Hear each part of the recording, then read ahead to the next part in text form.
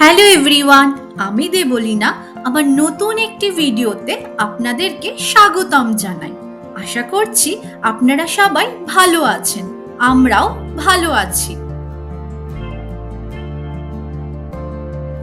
আজকে আমরা লন্ডনের ওয়াটারলু স্টেশন থেকে শুরু করে ট্রেনে করে যাত্রা করব উল স্টেশন পর্যন্ত। তাহলে চলুন একসাথে উপভোগ করি ট্রেনের রোমাঞ্চ।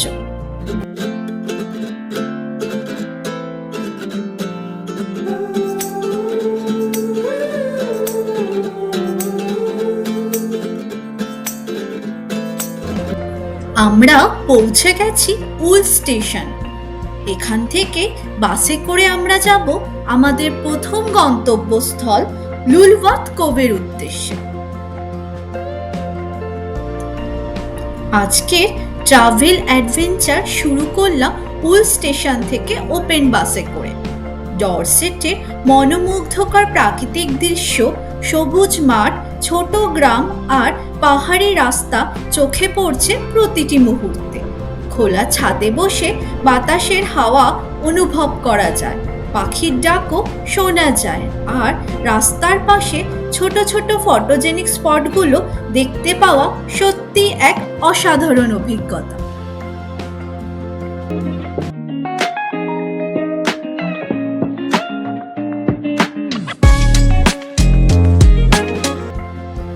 ওপেন বাসে বসে চারপাশের সবুজ মাঠ আর ছোট গ্রাম দেখতে পাওয়া যায়, তখন সেটার আনন্দ অসীম।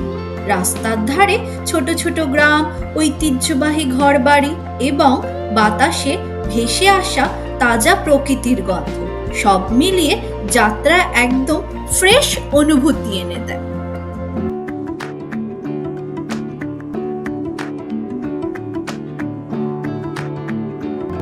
লুলওয়াথ কোভ পৌঁছানোর সাথে সাথে প্রথম যেটা চোখে পড়ে সেটা হলো চুনা পাথরের ক্লিফগুলো। পাহাড়ি রাস্তার ধাপে ধাপে পৌঁছানো পথে মনে হয় যেন প্রাকৃতিক দৃশ্য আমাদের চোখে বসে যাচ্ছে। এখানে এসে বুঝতে পারি ডরসেটের এই কোস্ট লাইন সত্যি কতটা অসাধারণ।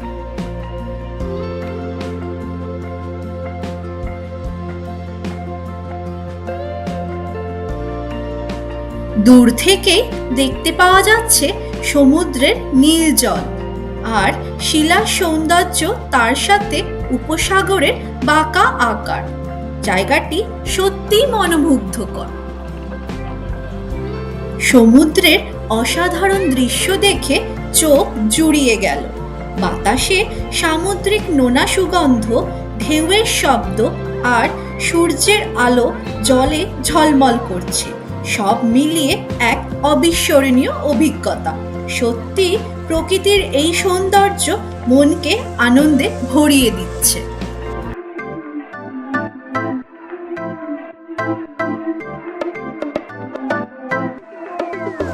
সমুদ্রের পাড়ে কিছুক্ষণ বিশ্রাম নিয়ে আমরা শুরু করলাম হাইকিং।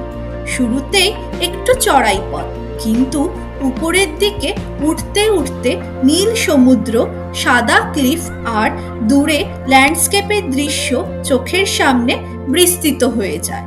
প্রতিটি ধাপেই নতুন দৃশ্য, নতুন ছবি তোলার সুযোগ পাই। চলার পথে আমরা দেখতে পেলাম পাহাড়ি গাছের সৌন্দর্য আর বাটিক পাথর। বাতাসের হাওয়া আর সমুদ্রের গন্ধ একসাথে আমাদের যাত্রাকে আরো মনোরম করে তুলেছে। উপরের অংশে পৌঁছানোর পরে পুরো উপসাগর দেখা যায়, এক চিলতে আকাশ এবং নীল বিস্তৃত জলরাশি। উপর থেকে দেখলে সমুদ্রের জল একদম স্বচ্ছ দেখতে পাওয়া যায়। সূর্যের আলো জলে পড়ে যেন সবুজ ও নীল রঙের মিশ্রণ হয়ে গেছে। ছোট ছোট বোট সমুদ্রের ঢেউয়ে ভেসে চলেছে। উপরে পৌঁছানোর পর আমরা ট্রেল ধরে এগিয়ে চললাম। ডরসেটের এই অংশে ট্রেলগুলো বেশ সুগঠিত, কিন্তু প্রাকৃতিক পাহাড়ি পথে হাঁটা তাই আরো রোমাঞ্চকর। চারপাশে দেখা যায় ল্যান্ডস্কেপের বৈচিত্র্য, সবুজ মাঠের মাঝে ছোট ঝর্ণা, পাহাড়ের ঢেউ খেলানো চুনাপাথর এবং সমুদ্রের নীল জলরাশি। প্রতিটি মোড়ে দেখা যায় ছোট্ট ভিউ পয়েন্ট, যেখানে আমরা থেমে ছবি তুলতে পারি এবং ভিডিও করতে পারি। প্রতিটি ধাপেই প্রাকৃতিক সৌন্দর্য আমাদের মুগ্ধ করেছে। পাহাড়ের রঙিন স্তর যেন চোখকে স্বপ্নের মতো দৃশ্য দিচ্ছে। হাইকিং করা কষ্টসাধ্য হলেও এই দৃশ্যগুলো যেন সেই ক্লান্তি দূর করে দেয়। যুক্তরাজ্যের ডরসেট উপকূলের অবস্থিত একটি বিখ্যাত উপসাগর হলো এই লুলওয়াথ কোভ। এটি জুরাসিক কোস্টের অংশ, যা ইউনেস্কো বিশ্ব ঐতিহ্য স্থান হিসাবে স্বীকৃতি দিয়েছে। প্রায় 18 কোটি বছর আগের ভূতাত্ত্বিক গঠন এবং প্রাকৃতিক ক্ষয়ের ফলে এই সুন্দর বাঁকা উপসাগর সৃষ্টি হয়েছে। লুলওয়াথ কোভের আকৃতি প্রায় গোলাকার, যা সমুদ্রের ঢেউ এবং ক্ষয়ের প্রাকৃতিক প্রক্রিয়ার কারণে তৈরি। সমুদ্রে ছোট ছোট ঢেউ এবং প্রাকৃতিক চুনাপাথরের ক্লিফ একত্রিত হয়ে এক অনন্য দৃশ্যপট তৈরি করেছে।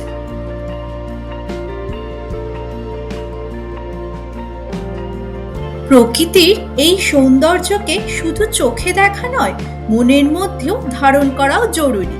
ক্লিফের ধারে দাঁড়িয়ে সমুদ্রের ঢেউ এবং বাতাস উপভোগ করা সত্যিই অবিস্মরণীয়। এই জায়গাটি কিন্তু ডাইনোসরের ইতিহাসের জন্য বিখ্যাত। এখানকার পুরনো চুনাপাথর এবং পাথরের স্তরে বিভিন্ন ধরনের জীবাশ্ম পাওয়া যায়, বিশেষত ডাইনোসরের হাড়, শেল এবং অন্যান্য প্রাগৈতিহাসিক প্রাণীর নিদর্শন। 1900 শতকে এখানকার খনি ও সমুদ্রের তীরে অনুসন্ধানকারীরা অনেক ডাইনোসরের জীবাশ্ম উদ্ধার করেছিলেন। এই অঞ্চলের ভূতাত্ত্বিক গবেষকদের জন্য এক অমূল্য শিক্ষার ক্ষেত্র। এখানে আসা ভ্রমণ প্রেমীরা শুধু সুন্দর সমুদ্র, চুনাপাথরের ক্লিফ আর বাঁকা উপসাগর উপভোগ করেন না, বরং ডাইনোসরের ইতিহাস এবং পৃথিবীর প্রাচীন যুগের জীবনকে ঘনিষ্ঠভাবে দেখতে পান। আজকের ট্রিপটা এখানেই শেষ করছি। আশা করছি আপনাদের ভালো লেগেছে। পরবর্তী অ্যাডভেঞ্চারে আবার দেখা হবে। সাথে থাকুন।